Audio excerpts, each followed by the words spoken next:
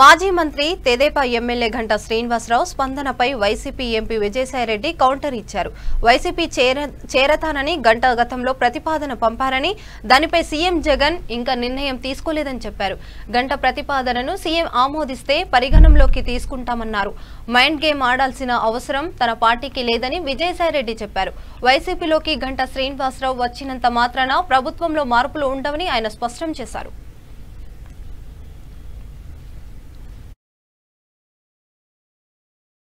ప్రతిపాదనను పంపారు.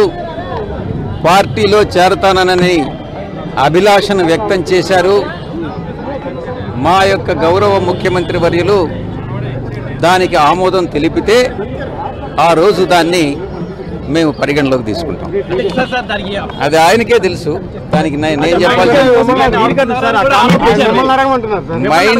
Mind game ఆడాల్సినటువంటి అవసరం మా వైఎస్ఆర్ కాంగ్రెస్ పార్టీకి లేదు.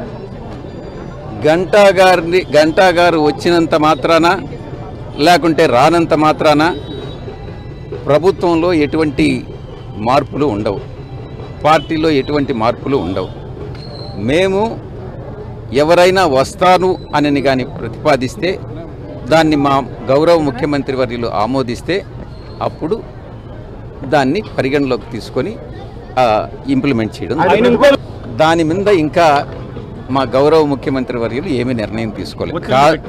కాశీ విశ్వనాథం ఈరోజు వైఎస్ఆర్ కాంగ్రెస్ పార్టీ కుటుంబ సభ్యుడు, మా పార్టీలో జాయిన్ అయినాడు. ఆయన మీద ఏదైనా కోయరిషన్ అన్డ్యూ ఇన్ఫ్లుయెన్స్ ఉందా లేదా అన్నటువంటిది ఆయన్నే అడిగి తెలుసుకోండి. ఆయన స్వచ్ఛందంగా వచ్చి మా పార్టీలో మా గౌరవ ముఖ్యమంత్రి వర్యుల పథకాలు, సంక్షేమ పథకాలకు ఆకర్షితులై మనం రాష్ట్రాన్ని అభివృద్ధి చేస్తున్నటువంటి విధానాన్ని చూసి పార్టీలో చేరడం జరిగింది. ఇది గంటా గారికి నచ్చకపోతే ఇది ఆయన విజ్ఞతకే వదిలేస్తాం. బీచ్ రోడ్లో గోకార్టింగ్ పార్టీ కొట్టేశారు కదా, అలాంటి వ్యాపారాల మీద ఇంకా టార్గెట్ చేయడం వల్ల వచ్చినట్టుగా గంటా గారు చెప్పినట్టుగా తెలుస్తుంది. వైఎస్ఆర్ కాంగ్రెస్ పార్టీ సిద్ధాంతం ఒక్కటే. ధనికులు అన్నటువంటి వాళ్ళు ఇక్కడ ముఖ్యంగా విశాఖపట్నంలో పేదలు ఏదైనా ఇల్లు కట్టుకొని ఉంటే 50 గజాలు 60 గజాలు ఇటువంటివన్నీ కూడా మేము తాకం.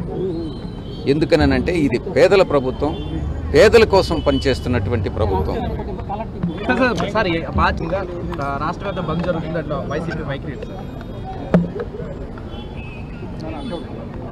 వివిధ కార్మిక సంఘాల ప్రతినిధులు, నేను రాజకీయ పార్టీల గురించి చెప్పట్లేదు, కార్మిక సంఘాల సిఐటియు కానీ ఐఎన్టీయూసీ కానీ మిగతా కార్మిక సంఘాలన్నీ కూడా ఇంచుమించుగా 15-20 కార్మిక సంఘాలు ఉన్నాయి. వారందరూ కూడా మా యొక్క ముఖ్యమంత్రి గారిని కోరడం జరిగింది. వైజాగ్ స్టీల్ అన్నటువంటిది RINL ఇది ప్రభుత్వ రంగ సంస్థగా కొనసాగాలన్నటువంటిదే మా ప్రభుత్వం యొక్క ఆశయం. దానికి మేము పోరాటం సాగిస్తామని గతంలో కూడా చెప్పాం, ఇప్పుడు కూడా దానికి నిలబడతాం.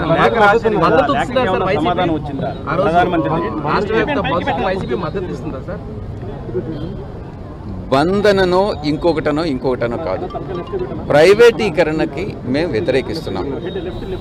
అది